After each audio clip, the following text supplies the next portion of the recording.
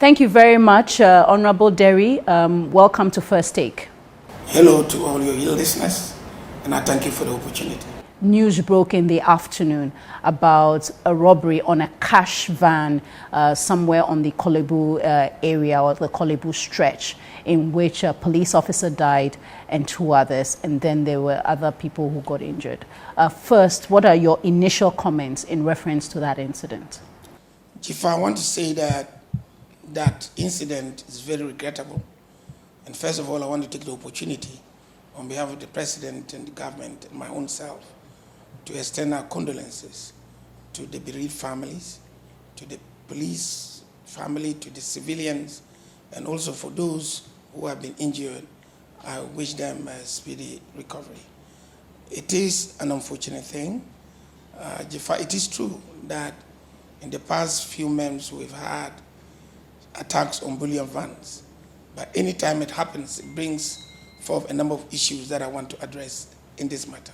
What we call bullion vans here are just ordinary vehicles with plates on them, which are not armored, don't give the police any protection nor the cash any protection. And so it is easy for bullets to go through them. So there are no bullion vans. That's number one. Number two, the police who accompany these bullion vans are not adequately protected. Under the President Nana Dankwa Akufo-Addo, we've taken steps to protect our police men and women when they go on such special operations. We provided a number of bulletproof vests, a number of bulletproof helmets, and though the first, consignment that came in, about 4,000 of them, I think came in just before we experienced the deaths of a number of policemen in the past few years. And the police officers were encouraged because we then issued those vests for them and also made provision for them to carry side weapons to protect themselves. But if you really have these vests, then this officer would not have died. Yes, 5,000 is not adequate. We are dealing with over 40,000 police officers. And for those who have special interests, such as banks and financial institutions, we do not think that the limited resources that we have for the protection of the general public should be allocated to that special needs group. So we expect that in those cases, they should make a contribution to protecting the police that we allocate to them.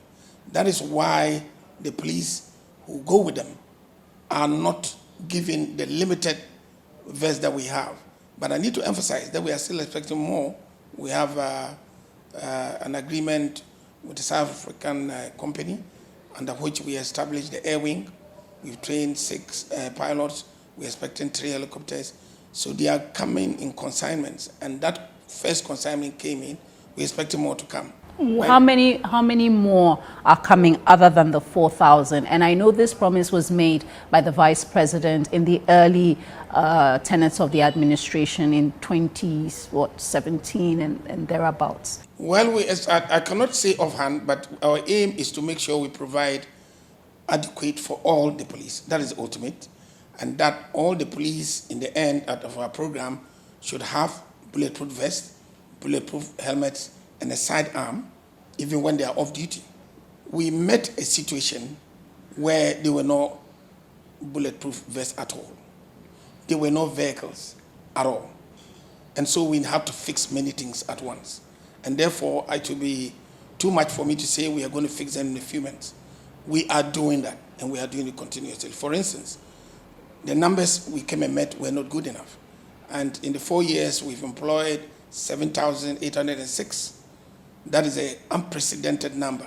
As I sit down today, we are proposing that we need 10,000 police men and women every year to be able to meet the targets. So you're bringing in more bulletproof vests. We're bringing more bulletproof vests. You didn't tell me the specific number, though. I said the target is to get every police person with that. So let's say 35,000. Yes. Because you already have 4,000. 4,000, yes. All right. And the sidearms, you also intend to provide for the required officers. Of specific ranks. Yes. And then we need body cams for those who go on operation. Those are kind of video equipment who could record whatever happens when people go on operation. We don't have any of that. We have some of it, but it's less than 4,000 so far. In fact, recently we had a group that came from the UK and met the president. That was 2 weeks ago, and we're working with them to see if we can get many more. Jifa, that is very necessary.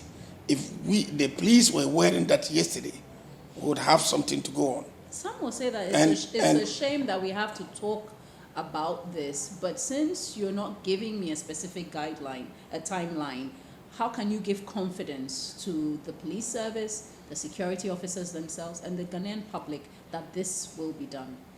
The confidence I can give you is that the police know that where we met them, it was a complex. First, even their welfare was a challenge. First of all, you don't only employ them, you have to take care of their welfare. And one of those things that we did was to introduce this 10% kit allowance, which was misunderstood before the election to be a motivation for the security agencies to rig the election for us. It wasn't. It has survived and is still with us. We had to also assure them that they were going to be on Cap 30. All that is part of the motivation. And the police, as they exist now, know that we keep our word. What I want to tell you is that the President, Nana Addo Dankwa Akufo-Addo, is the one who has brought security as a priority. It was always on the back burner.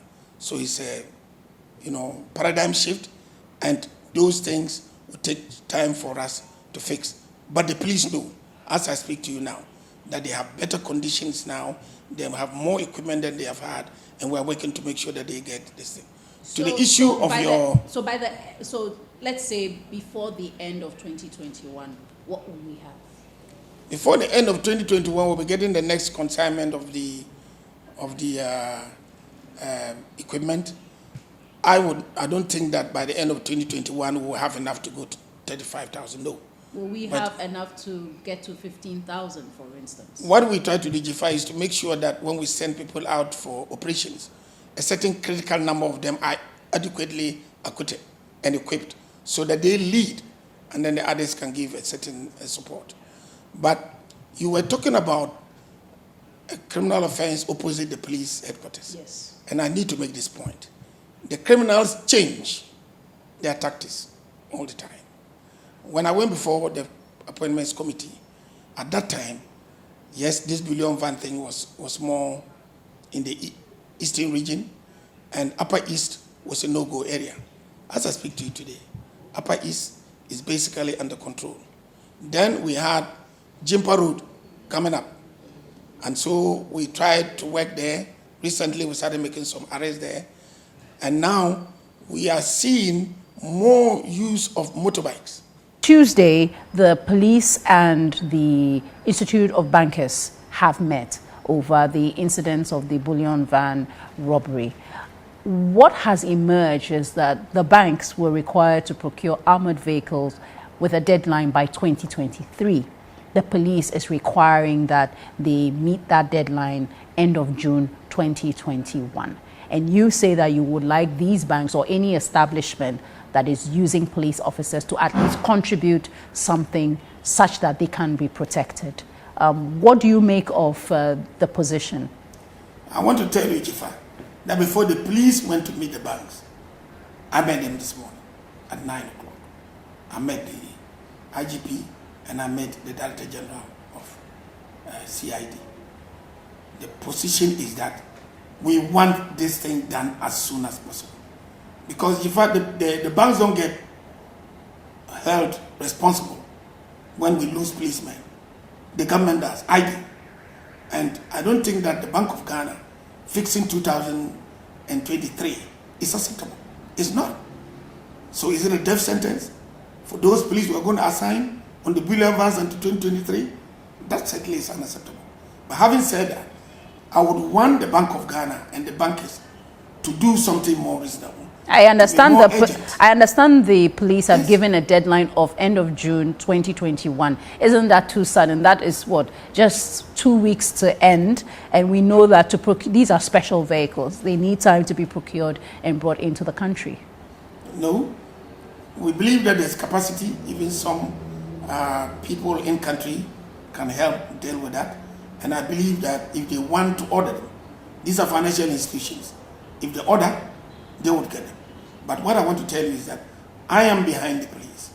And for that matter, all the security agencies, that we cannot, when we are short of making the 1:500, allow our police, trained police, to be shot day in, day out. We are not going to allow that. And therefore, I am strongly behind the police, and I would want a more reasonable time. 2023 is unacceptable. That was the initial. That was the initial statement, but I guess that is. As I told you, I met the police this morning, and I told them that we have to up our game.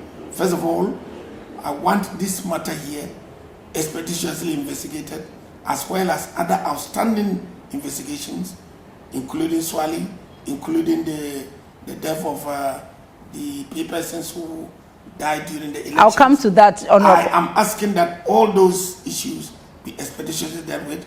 This government has empowered the CID. We now have equipment that makes it better for us to have better control and be able to deal with crime scenes and what have you. And that is why in places like Sakragua, even when they were earlier arrested, we are asking them to go and reconstruct. So we are empowered the CID. They have tertiary, education with the support of UCC. They are better now than they were before. And we want all these things put together to make sure that we resolve these matters. I want to emphasize that I told the police that each death is equally important. It mustn't be a police. It mustn't be a prominent politician. Each death is equally important. And the most important office or status in this country is citizen of Ghana. You talk about an investigation. So you're in respect of this bullion van robbery at Kolebu. What is your specific charge to them on the investigation into that particular issue? That this matter should be dealt with as quickly as what has happened in the daytime. But they raised an issue that I think I want to use this opportunity, this forum, to appeal. They say there's a person who owns a CCTV in the vicinity.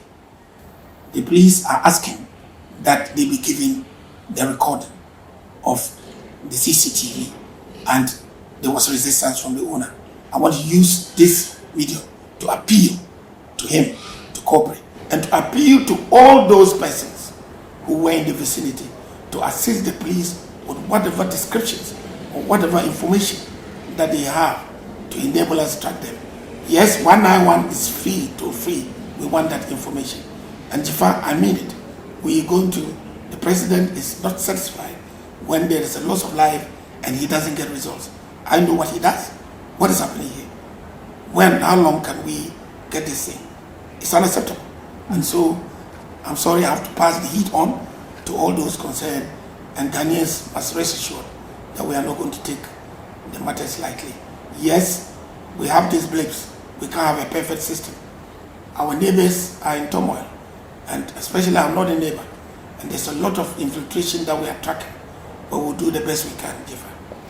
The minority in Parliament today, led by James Agalga, who was a former Deputy Minister of Interior, has asked that you sack all senior police officers who are on contract because, in their view, they are not bringing much to the job in dealing with these kinds of murders and attacks and the like. What is your next step in regard to that call?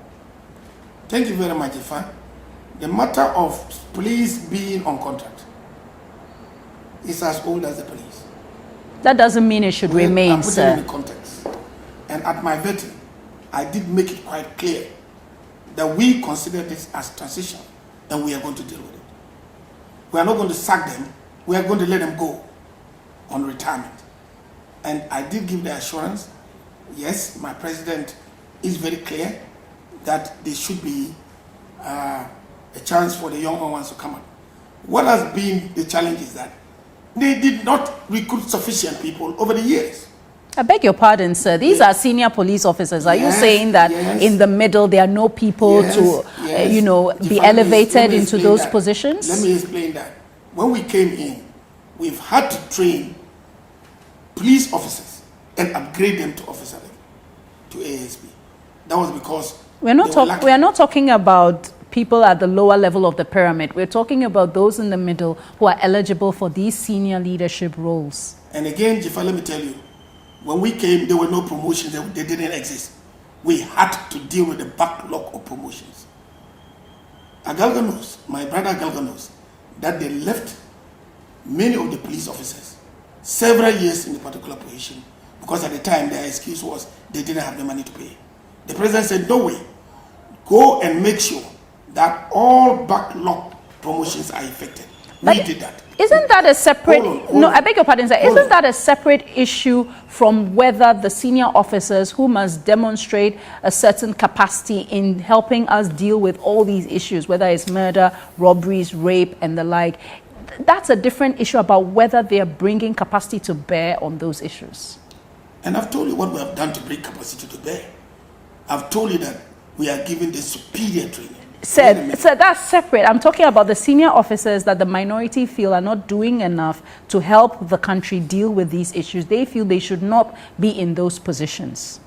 They have only said in their statement that people are on pension and should go on pension. They haven't, and I told you that I told them at the vetting that even though it's a practice, we are going to bring that to an end and it's a transitional matter. And as I speak to you, within the past 6 months, a number of people who were on have been released to go. And before the end of the year, we will release more of them to go. But what I'm saying is that, first of all, we have built the capacity of the people we met. Now even with postgraduate security training, tertiary level training, we have done that. And we have promoted them to the place that they can be. You can't take a private and make them an IGP. They didn't do that. So the middle level was left hollow. We've had to deal with backlog promotions to get them there, and we are building them. We are doing continuous education.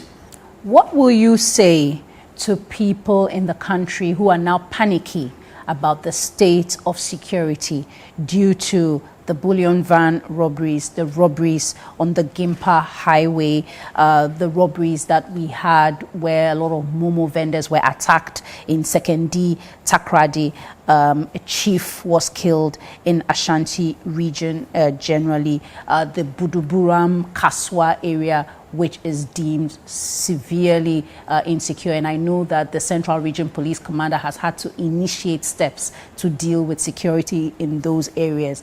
What will you say to people who feel that the state of insecurity is serious and that you, as Interior Minister, the buck stops with you and you're not doing enough together with the security agencies to deal with that? I would say that they should believe in the system that I'm privileged by His Excellency the President to help lead at the ministerial level. I am assuring them that yes, we've got these challenges coming here and there, and there's no perfect security system. But we're going to take it seriously. That is why, Jifa, I've refused to allow you to let me agree with Bank of Ghana that they should wait until 2023. We cannot stop the bullion van robberies if we give them up to 2024. That will be granting an extension of time for armed robberies on the bullion guns.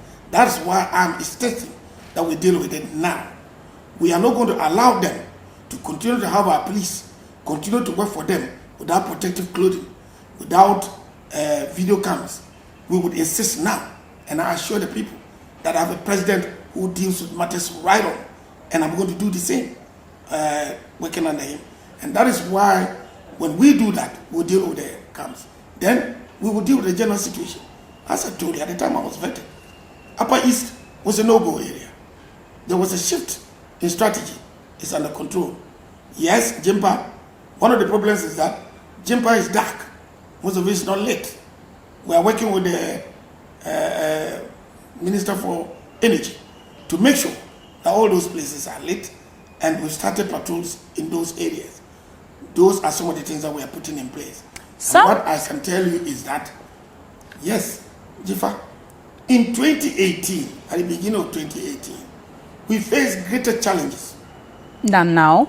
Yes, that was a period I'm not sure about that, sir, because according to statistics that you yourself presented at the police conference, then only in the first quarter of 2021, there have been 144 murders. At this policeman is 145. In the first quarter of 2020, it was 123.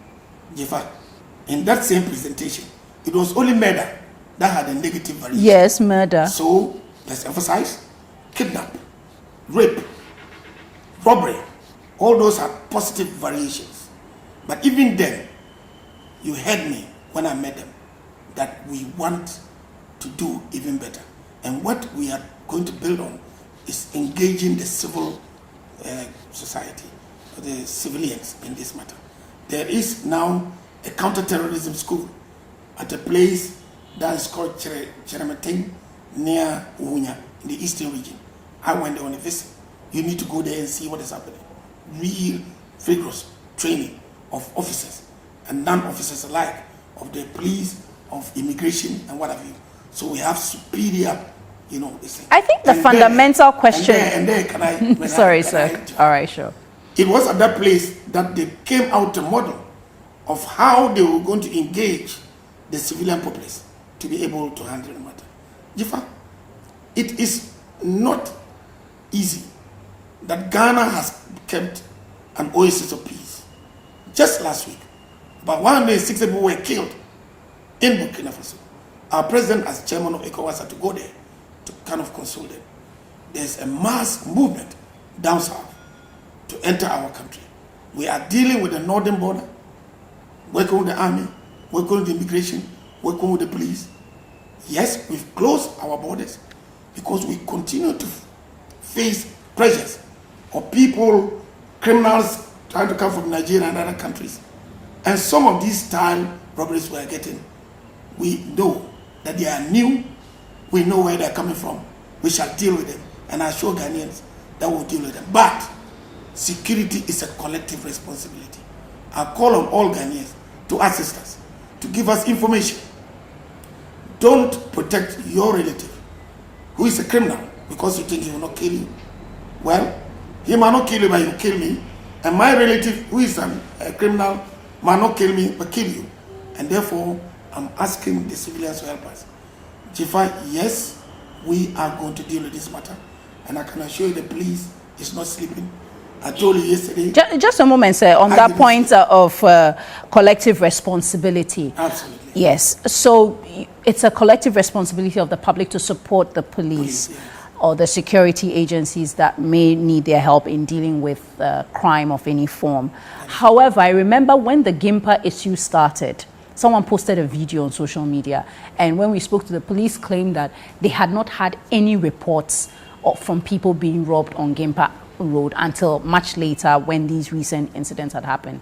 Isn't that more an indictment on the police and the security agencies which you lead, that people, if they are robbed or attacked, will not report because they don't think they're going to get action? Well, I don't know how long that attitude is. Please. I know some people who just report just to be the statistic, not because they know that there will be a solution. Well, the Gimpa matter, I was interested. There was a video that got to me. Yes. I forwarded the video. And this is, I want to take this opportunity, to let Ghanaians know that when you send me a video, it's welcome. But beyond the video, I want you to come and speak to it. It assists us. We got videos, we couldn't get the people in the videos to come around. So the police had to go on their own intelligence. We picked certain leads that we are working on. But it would have been better for us if beyond the video, we got the person to come to us to give information. And I can assure you that the person will be protected. So if you can send a video as the minister, I'm happy. Follow up to me. I assure you that I'll protect your identity. And then we'll use that to work. But Honorable Minister, it's not about you.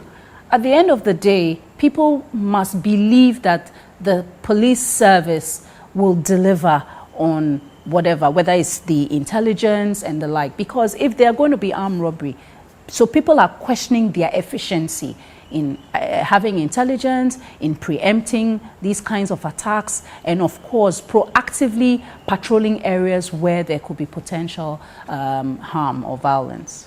Yes, intelligence, we're still building up the capacity, admitted. We want to be more proactive than reactive. But the point is that when we prevent it, you never hear it.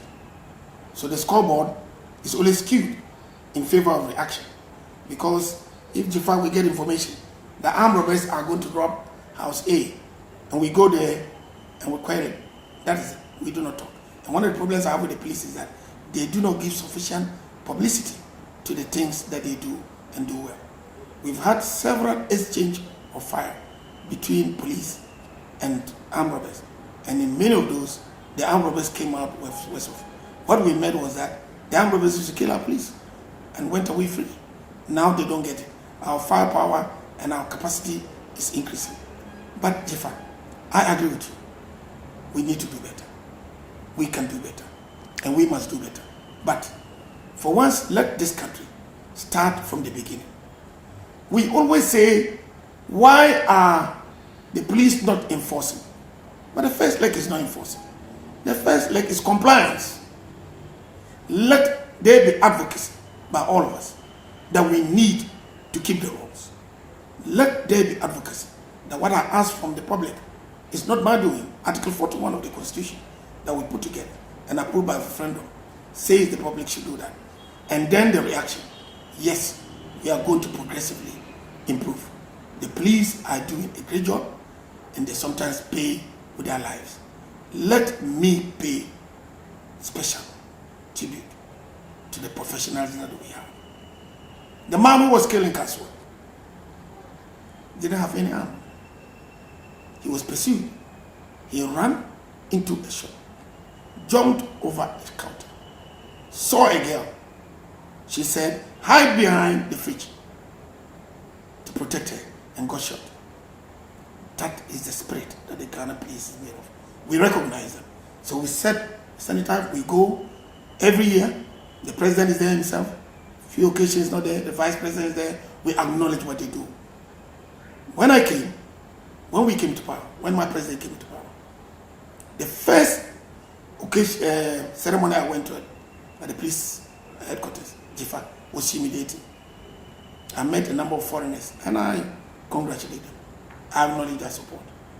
They were there, some gave 5,000, some gave 10,000. I asked, what is that? They were giving those amounts to dependents of police who had died in action. Wow. After that, I went to my president and said, this is what happened. The president said, never, never on his watch. Yes, so we set up. And now, when our people die, something more reasonable is paid to them. So the family of this police officer who has passed, what should they expect? Yes, he's been promoted posthumously, yes, but beyond that, a lump sum. Let me give an example. When we were dealing with that unfortunate incident around Atomic, when the man was killed there, at least at his level, we had a lump sum of about 185,000 paid straight to them.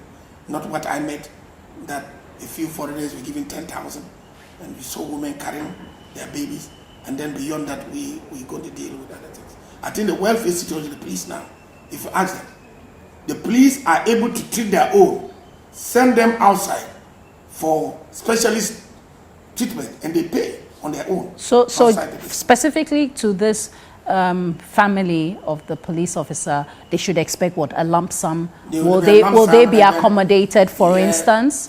Well, the lump sum and the other beyond that, we would give some support. I think that I would not want to emphasize that because no matter what you pay, it is not enough. I admit that, but for instance, things like they may have been living in police accommodation. Are they allowed to continue living there? Their children who are now without a father, what school do they go to? What is the so I'm just in terms of the conditions now are better to ensure that they are there. But I can assure you that where we find any special situation, we'll be prepared to go there. All right. So I want to assure them that they have missed their father. Their father has died a hero. He was celebrated as one of the people. It's one of the matters for this country. And that should be important. A final issue in terms of the police's work, in reference to the statistics I raised about murder, for instance. Yes. It would be interesting to know, say, for instance, in the 2020 numbers, how many of those murders were solved? How many people were arrested? The same for even that. I don't think we get a sense that there's closure, whether it's legal and personal, for these kinds of cases. And that then brings me to the cold cases of Honorable J.B. Dankwa-Edu, Professor Bene, the GPHA lady, the Ghana Commercial Bank Deputy MD. These things then make people wonder whether the police can address these kinds of violent crimes.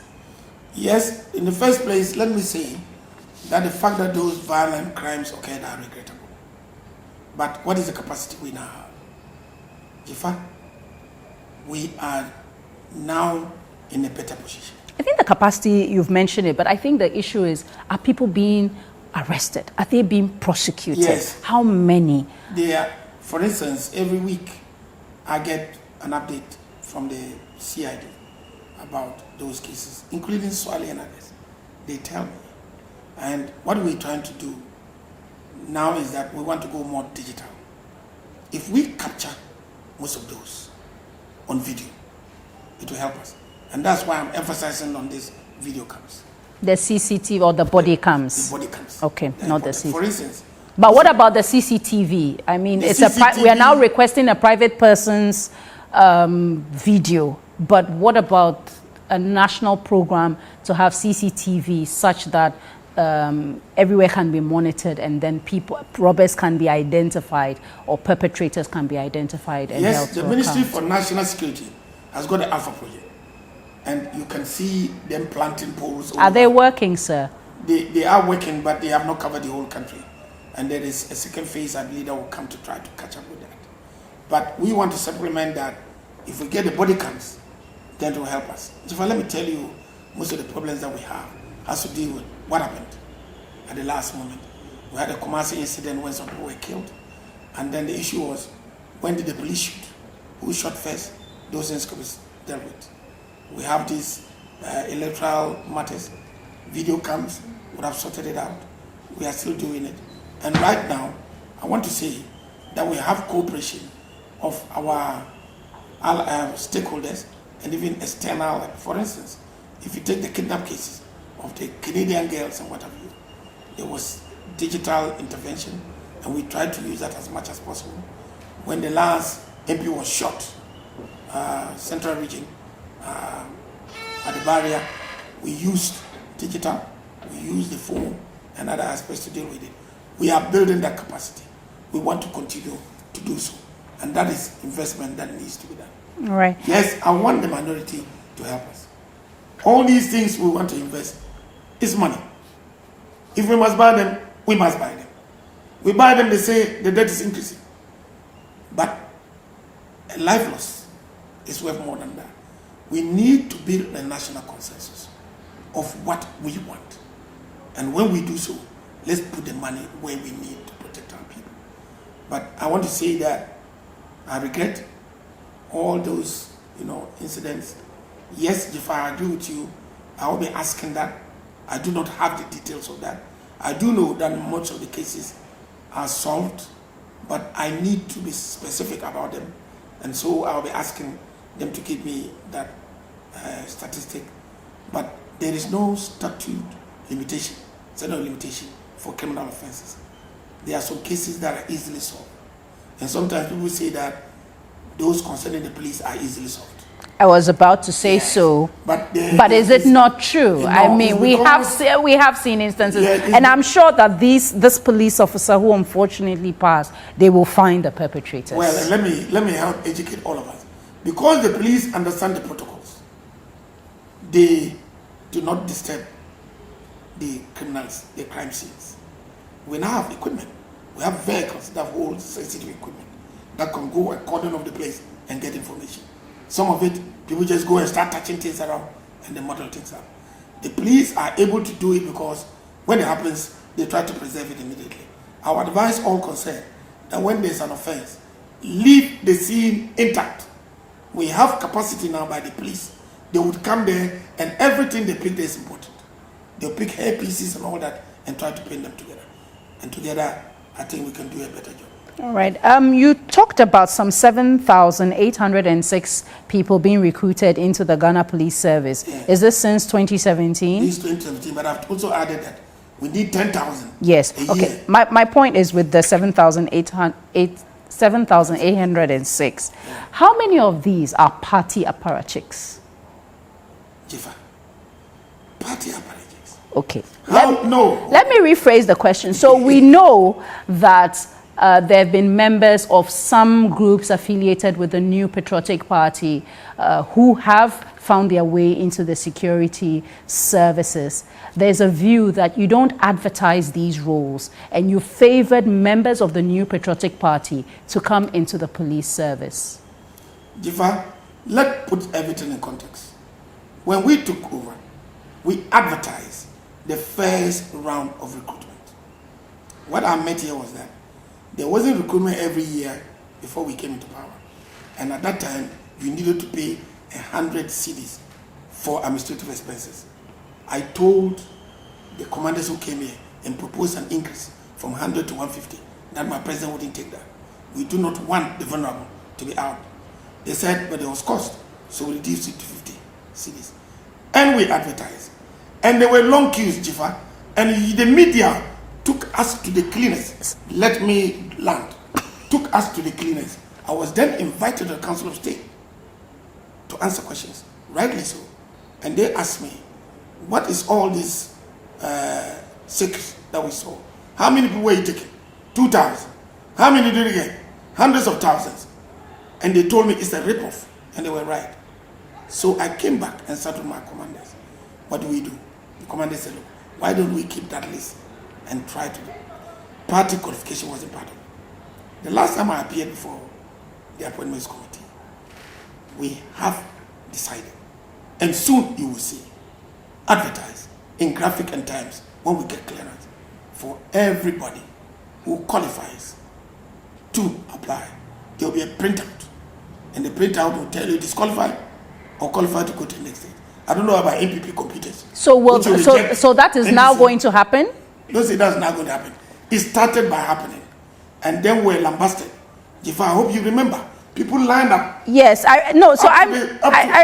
So I guess the point I'm trying to make it's all well and good to see that, but even of the people who were recruited, yes, you know, there's a view that yes, you did recruit people. Yes. However, they were favored by their party affiliation, and that is what has emboldened the likes of young men who say they are national security operatives, storming the regional coordinating council and arresting the regional security coordinator there, saying that they are working on instructions. I don't know proper security operatives who announce their presence. So there's a view that political party members or affiliated to the New Patriotic Party, they're not getting the proper training, they're getting into the security services through the back door, and they're acting with impunity. That is wrong.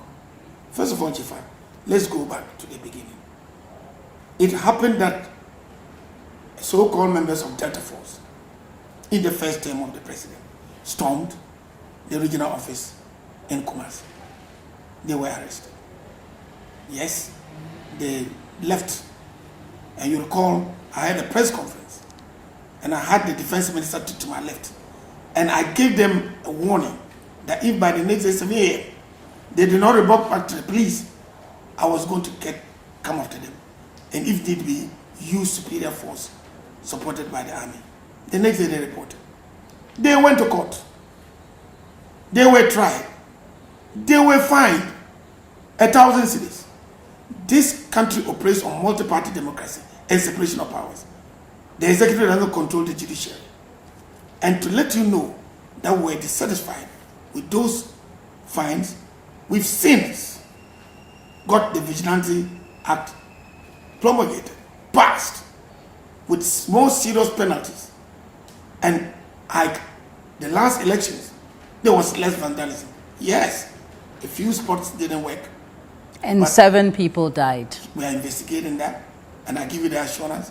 But I tell you that was the best organized election that I have seen. Okay, but back to my point. What will you say to people who feel that the government favors party faithful in security service, recruitment? What is the recruitment criteria? What's being done about that? The recruitment criteria will be put in the newspapers and you apply online and there will be a printout. When? It will come. I'm waiting for the clearance from finance. When I get that, I will do that.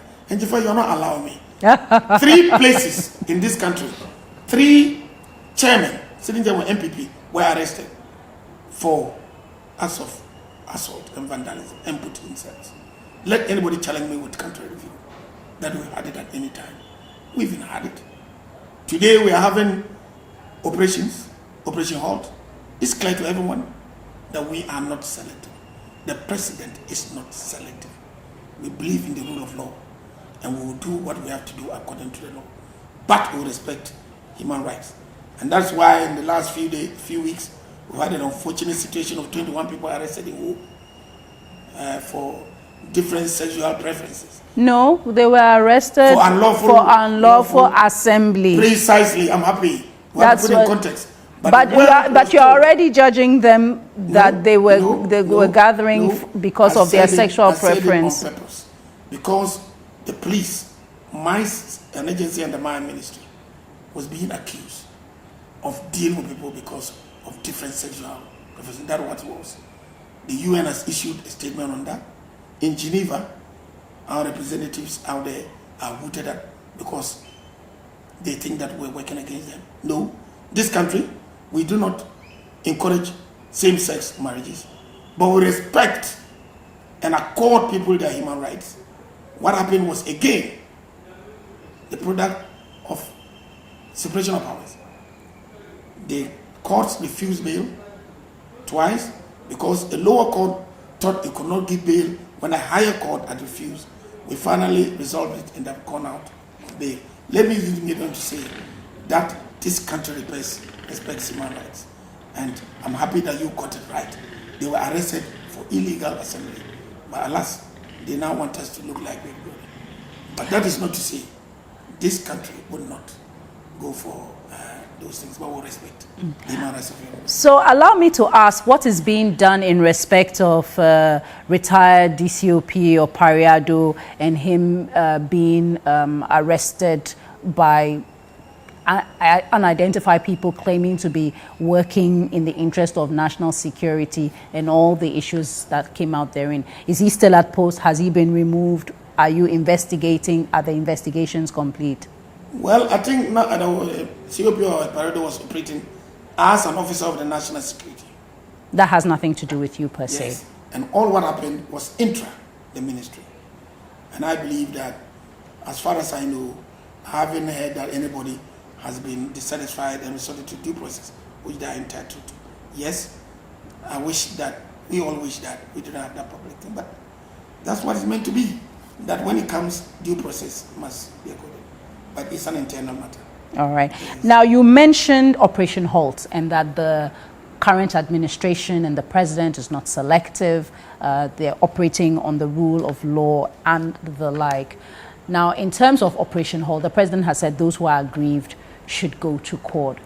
As Interior Minister, I think the crucial issue is sustainability of the activities to prevent illegal mining. What are you doing about that?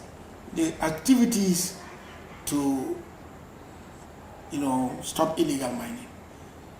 First, I want to put in context the commitment of the president in this matter and the way that we didn't all quite appreciate it. The agencies were going on. But now, there's a new thing. I'm telling you that in some of the communities, the citizens are coming out to say no. We have prominent chiefs like the King of Ashanti coming out to say no. We have the King of the Achims and others coming out to say no. That is the way to sustainably eliminate illegal mining. And I think the education has come. What is it? Reduce simple things. The president wants to be quick to succeeding generations what we inherited. If we cannot enhance, we should not make them deteriorate. And in fact, with the Green Ghana, we intend to enhance to give over. If you go and illegal practices poison our water, you want to poison people to make money? No way. That's not what we are out for. So we are going to continue to do what we've got to do. And if everybody's agreed, hello. It so happens that the party's women's organizer has been caught up in this. There have been allegations that other party members are caught up in illegal mining. The view is that in Operation Halt, there's been no arrest per se, no prosecution. There have been some prosecutions ongoing. I know the Attorney General mentioned that. But in respect of Operation Halt, we haven't been told that these number of people have been arrested during Operation Halt for illegal mining. They're being prosecuted. Some people have been arrested, Operation Halt, and they are being prosecuted. Jifa, yes, you are right. They were having told numbers that they are 10 or 20, but they are being prosecuted. And what we are saying is that when it comes to offenses, don't identify people by their party colors. Regardless of your party color, you were a suspect in illegal mining. You are presumed innocent until proven guilty. We will deal with it when we get the evidence to convict you. But the first thing is the offending equipment, excavators, chamfines, we are eliminating that. But you're a senior lawyer with many years at the bar. Absolutely. The law, the Minerals and Minings Act, so amended, yes, makes provision for putting these machines at the police. Yes. The last time a special purpose vehicle was set up in reference to the committee, and these equipments vanished. This time you're burning, but that's against the law. You're a lawmaker, you're the Interior Minister. Why not advise government to go back to Parliament and amend the law on a certificate of urgency and have other options inserted? Deposit these equipment at with the military, for instance. They are trusted according to research. The police has not had a chance to show their mettle. Why not do that? Look, serious issues, exceptional issues, need exceptional measures. We went after it before in the first time, and we followed all those niceties. Special vehicle. The police didn't have the time to do what they were supposed to do. The police were not involved in that, sir. I agree. And no one from that committee has been held to account. We've moved on to Operation Halt. No, I told you that there's no statutory limitation for criminal offenses. The fact that nobody has been held up to date doesn't mean they won't be held at all. But first things first, the water has to be purified. The water has to go clear. People's lives must be saved. Our children must be born whole and healthy. That cannot wait. So this is the first leg. But all those who have breached the law, we are looking. We get evidence. They will call before them. So machines will continue to be destroyed. But do you see that the machine destroyed has an impact between you and IGFA? Hasn't it made an impact? Still in relation to Operation Halt, yeah, how sustainable is this approach and what's the look ahead? I know this sits in the lap of the Lands and Natural Resources Minister, but you're providing security officials to support this project. What's the long-term plan? Because we can't keep boots on the ground and keep destroying equipment to prevent illegal mining. Yes, the Lands Ministry is the lead ministry, but we are all involved in support. The soldiers are there. The police are there with the investigative machine. The immigration is there to make sure that foreigners who are involved have the right to be here in the first place and what have you. And there again, we have situations that the executive does not agree with some things that are done. There was a civil case involving Chinese, and then a court orders that there should be a deportation. That has changed now. In a civil matter. That's not regular for us. So I just want you to know that we do what we have to do. We'll respect the law in the end. So look, it is going to be sustainable. We are not going to tell you when we are coming. People started operating the night. We've got a strategy to deal with that. But the exciting thing is that the locals are beginning to stand up to protect themselves, saying we're not going to allow it. But the Lands Ministry is going to go further to promote community mining which has nothing to do with poisoning our waters, and take practices that would help. So it's an ongoing thing. We are not patting ourselves on the back yet. There's no time to, we have to continue to do what we've got to do. And if I want to thank the media for keeping us on our toes, but I agree. If you are aggrieved, you go to court. The alternative is not to go to court. Will you take that? Let me move away from the rich mining areas and come down south to the coastal east. I know that the MP for Ketu South, Jifa Abla-Gomashi, has recently been campaigning that the borders should be opened. And this is because there was a recent tidal wave that devastated communities there. NADMO sits under your ministry and has provided some support. Some tents were raised for the people. But Jifa Gomashi believes that the people's livelihoods has been devastated, worsened by COVID, by the closure of the borders. I know that is not the only border that is closed. We have the north, the eastern, western, and southern borders. When will these borders be opened? These borders will be opened when we are sure first that there is no threat to our security through the borders and COVID is under control. And let me explain. Let me express my sympathy to my colleague MP. I believe that their lives have been adversely affected, but we could sit together and find out the alternatives. Is it only that we open the borders? And by the way, what job are they doing across the borders? Trade. Trade, yes. Trade. But we continue to allow haulage trucks to go. We don't allow human beings to go, but haulage trucks are still going, and therefore trade is still going on. So if it's trading, it's legal trading, it's still going on. But we are not allowing human beings coming in.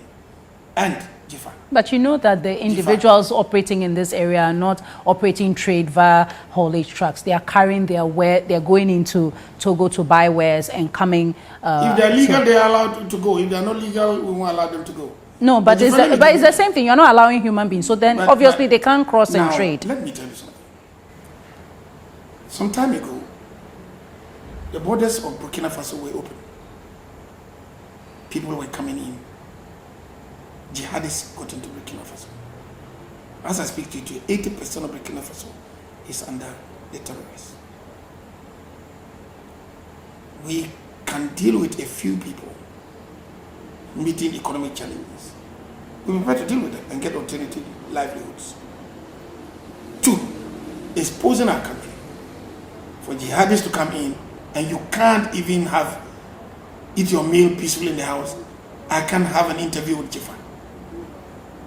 We must get our priorities right. So we are happy to engage here, but the borders are going to remain closed. My final question to you, sir. Sometime 2-3 weeks ago, there was a statement issued where it was directed that those who've been misusing sirens and using it to get across traffic and violating traffic protocols should stop it. And most of the violators of these are unidentified people who are driving V8 Land Cruiser 4-wheel drives. When will the misuse of sirens and police escorts pushing through traffic, when will it end? I experienced it only today. Motorbike or police vehicle leading, it means the person belongs to a category of people who are authorized to have that. That's not the problem. Those who have installed in their cars illegal sirens that are fixed by roadside mechanics, they are the nuisance, and we will deal with them. Have the police undertaken an audit to identify people who are installing these illegally? We have intelligence and we're going to deal with them. Don't let them hear this, but we're going to deal with them.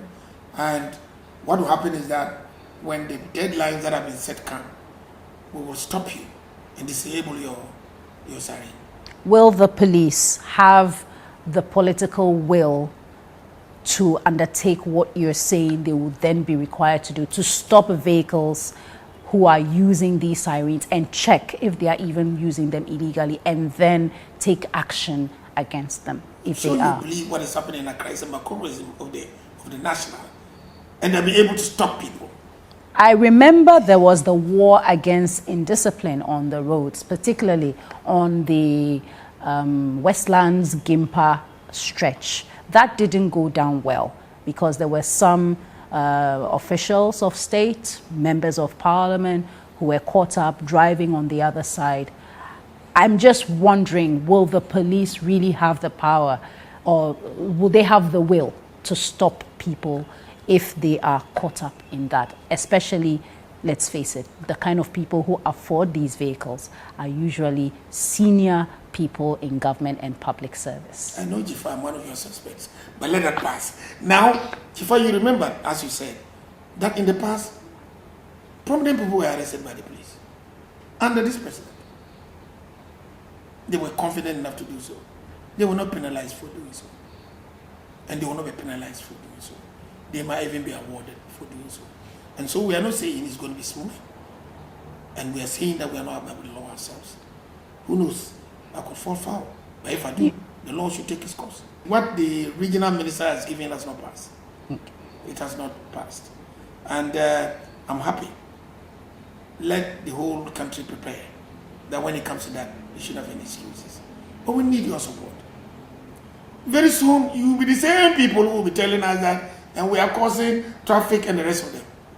But if you need to cause traffic to ensure that going forward traffic is smoother, why not? There are armed robberies. We get information. Robbers are going to strike here. We set up roadblocks. In 2 weeks, there are too many roadblocks. So sometimes we need the public to understand. You might begin to see going forward the presence of police in your place. When they come, the police are your friends. You talk about, I know I said finally, but you mentioned roadblocks. The thieves who are also just like you and I. They will sit in their cars, they will say hi to the police, and they will pass and go and commit crime in their community. I hear you. The police have to have a combination of all these measures to work. Yes, there was a time that the police applied the barriers at some places. I won't mention the place.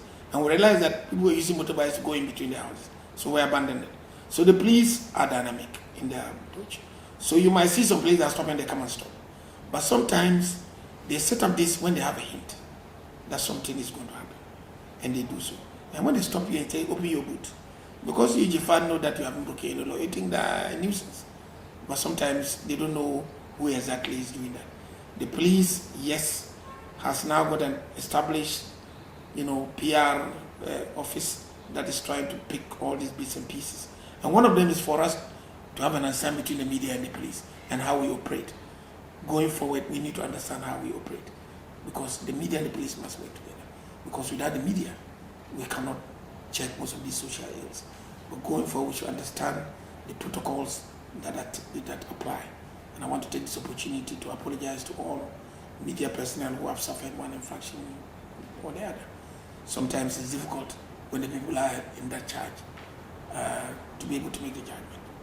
And so I'm apologizing for that. But I think that you should help us. And I think that today you've given me a grilling. But I believe you feel safer now than the beginning of the interview. And the President Nana Akufo-Addo, his goal is to make everybody in Ghana feel safe. And by his grace, we shall meet it. All right. The battle is the Lord's. Thank you very much. A wonderful way to end this interview. Thank you very much, Honorable Ambrose Dery, Interior Minister, MP for Nandum, for featuring on First Take. Thank you. You've been watching the Interior Minister and MP for Nandum, Ambrose Dery, who's been talking to us about how they are dealing with the security situation in the country. This has been First Take. My name is Jifa Bampo. Thank you for watching.